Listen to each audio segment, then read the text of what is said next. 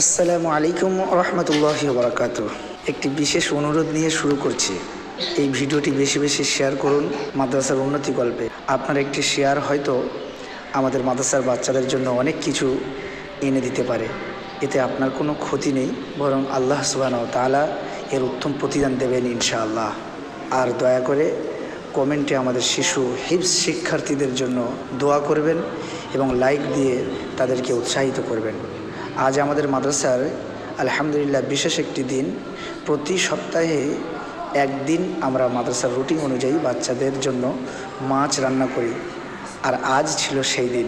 আমার নিজের খুব পছন্দের একটি বড় মাছ বাজারে গিয়ে চোখে পড়ে, আর ভাবলাম আজ বাচ্চাদের জন্য এটি নিয়ে আসি। মাছটি আমরা নিয়েছি হাসান গাজী ভাইয়ের দোকান থেকে। তার দোকান তালদি বাস স্ট্যান্ডে ডক্টর আব্দুল মান্নান সাহেবের দোকানের একেবারে পাশে।